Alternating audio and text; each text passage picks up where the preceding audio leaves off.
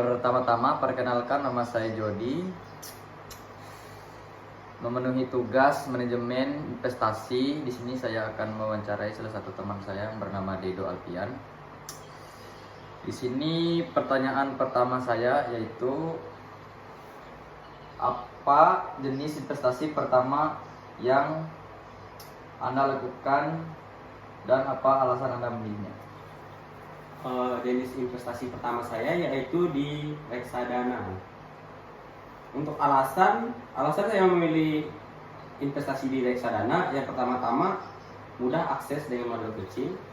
Yang kedua, ada dikelola oleh manajer investasi profesional. Yang ketiga, ada definisi otomatis sehingga risiko lebih besar. Yang keempat, cocok untuk pemula yang belum paham analisis saham atau pasar modal. Nah, ada lagi yang bagian kedua, deposito berjangka panjang. Yaitu yang pertama, alasan saya memilihnya, risiko sangat rendah karena dijamin oleh LPS atau lembaga penjamin simpanan sampai batas tertentu. Yang kedua, ada memberikan bunga tetap yang lebih tinggi dibandingkan tabungan biasa. Oke, lanjut ke pertanyaan kedua ya. Bagaimana pengalaman Anda saat pertama kali mengalami kerugian dalam investasi di reksadana? Pengalaman saya saat pertama kali mengalami Kerugian.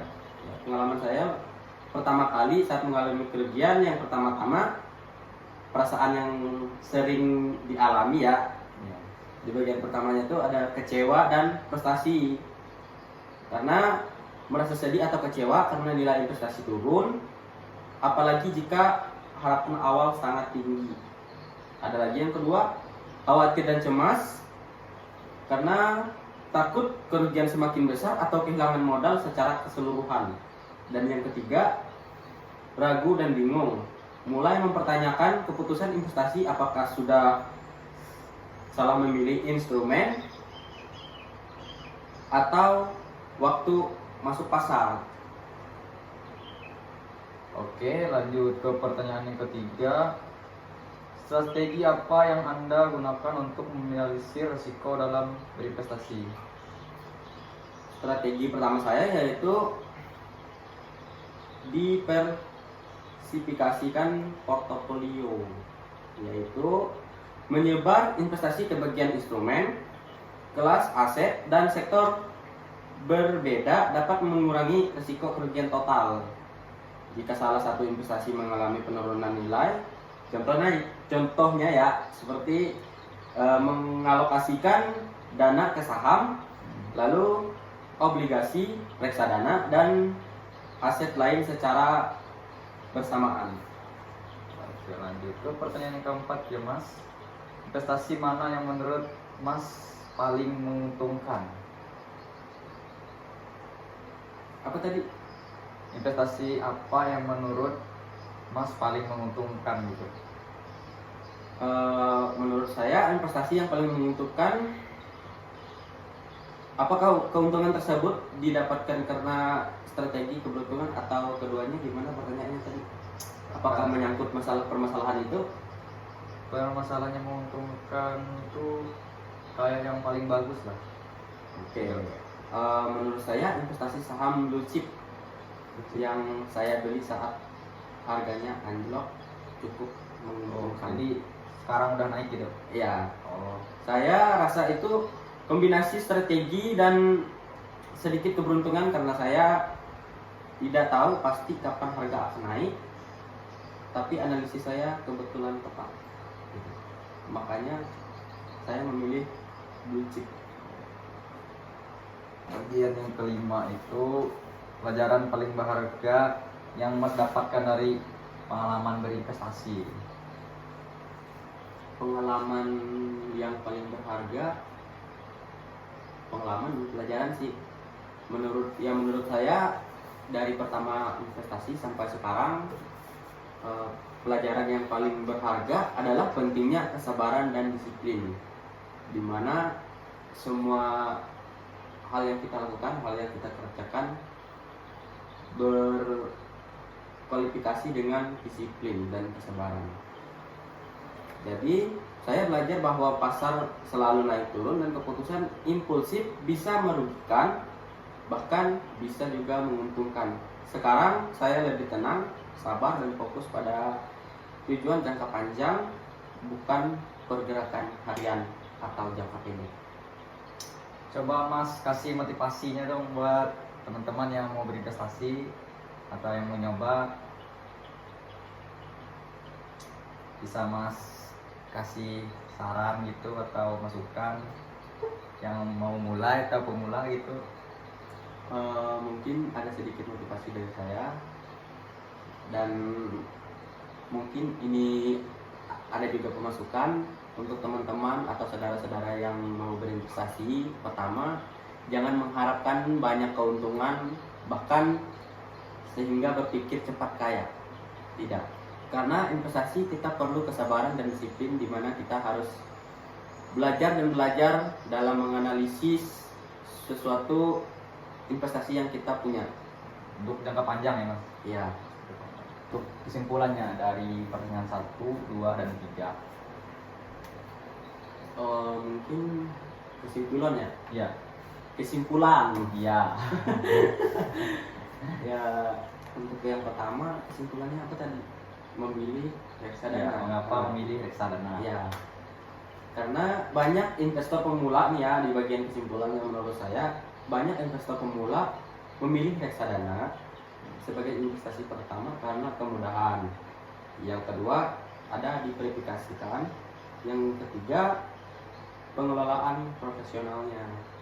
Namun, pilihan investasi pertama sangat bergantung pada profil risiko, tujuan keuangan, dan pengetahuan masing-masing individu. Jika kita ingin investasi yang aman dan mudah, deposito atau obligasi pemerintahan bisa jadi pilihan. Nah, jika kita ingin menjadi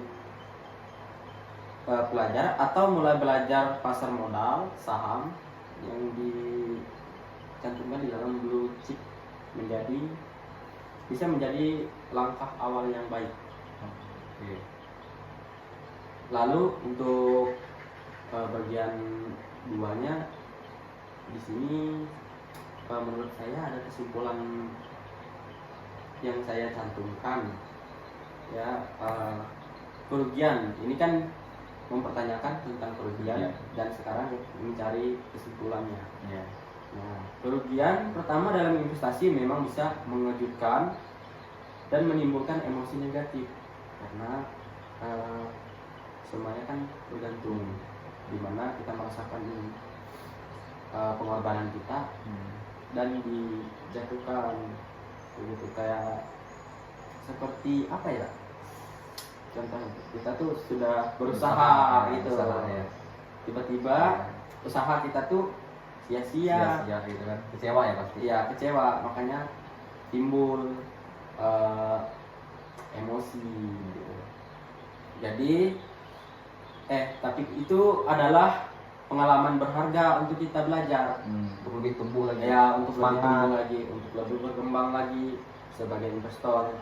Nah, kunci utamanya adalah tetap tenang, karena evaluasi penyebab kerugian dan gunakan pelajaran tersebut untuk membuat keputusan investasi yang lebih baik di masa depan nanti.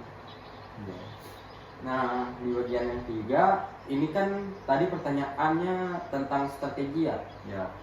Strategi apa yang saya gunakan untuk meminimalisir risiko Kerugian. dalam investasinya tadi? Apakah strategi tersebut selalu berhasil? Nah, jadi saya kan diminta untuk menjelaskan kesimpulannya bagaimana. Jadi untuk kesimpulannya saya tentukan lagi sedikit. Meminimalisir risiko investasi membutuhkan kombinasi diverifikasi, riset, penyesuaian profil risiko, manajemen posisi, dan disiplin dalam menjalankan strateginya. Contohnya di bagian saham, kita tuh harus tahu di mana sell, di mana buy-nya. Apalagi kripto, kita tuh harus tahu analisisnya. Itu. Nah,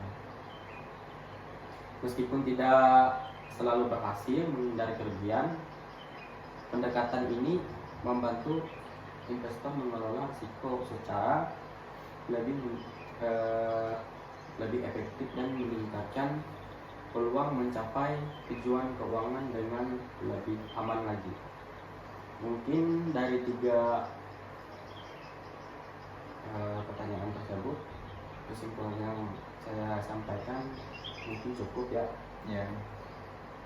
Di kesempatan melanjutkan apa yang akan disampaikan. Siap, Mas Dedo. Mungkin Mas Dedo bisa kasih motivasi untuk teman-teman yang mau mulai berinvestasi atau yang pemula gitu. Mungkin ada sedikit dari saya masukan buat teman-teman semua. Bagi yang mau memulai investasi, motivasinya untuk investasi pemula biasanya berasal dari keinginan untuk mencapai tujuannya. Jadi keuntungan jangka panjang seperti menyiapkan dana pensiun, contohnya membeli rumah atau kebebasan finansial di masa depan. Nah, selain itu investasi juga dipandang sebagai cara untuk mengembangkan kekayaan secara lebih optimal dibandingkan hanya menabung biasa. Tapi di dalam investasi atau di bagian saham, bahkan ada juga kalau sekarang kan pas ramenya investasi kripto, Bitcoin. Bitcoin itu. Tapi jangan mendengarkan bisa merubah gaya hidup, bisa mengembangkan kekayaan. Di investasi ini kita perlu kesabaran dan disiplin kita. Mestinya konsisten ya? Iya, harus konsisten. Dan ada beberapa faktor motivasi utama bagi pemula, antara lain ya mungkin ini faktor yang harus dijalani bagi investasi pemula, yaitu yang pertama, mendapatkan keuntungan dan tabungan jangka panjang yang dapat membantu memenuhi kehidupan sehari-hari atau di masa depannya nanti. Dan kedua, rasa bangga dan pengakuan. Rasa bangga dan pengakuan di mana karena menjadi pemilik saham atau bagian dari perusahaan yang diinvestasikan. Nah, itu yang ketiga, menantang diri sendiri dalam mengatur keuangan, di mana agar lebih disiplin dan bertanggung jawab secara finansial. Ada lagi yang keempat. Nah, di bagian empatnya kita harus belajar dan meningkatkan pengetahuan, di mana kita mengetahui tentang pasar modal dan investasi agar dapat membuat keputusan yang lebih baik. Nah, jadi kemungkinan dalam investasi ini kita perlu belajar lebih banyak lagi, lebih menonjol lagi, lebih giat lagi supaya kita tahu cara analisisnya.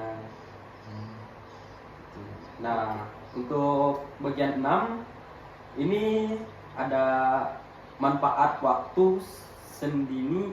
Mungkin sendiri itu yang dimaksud dengan kayak sejenis sendiri. Oh iya. Kita kan perlu waktu luang. Ya. Jadi karena investasi yang dimulai lebih awal akan memberikan hasil yang lebih optimal, melakukan efek compounding. Mungkin motivasi ini penting untuk membangun semangat dan konsisten dalam berinvestasi, terutama bagi yang pemula yang mungkin masih merasa ragu karena risiko dan ketidakpastian pasar. Jika kamu ingin lebih tahu lagi, makanya belajar lebih lanjut lagi, mengenal lebih lagi bahwa investasi itu sesulit apa dan semudah apa. Perlu banyak kesabaran dan kedisiplinan. Terima kasih.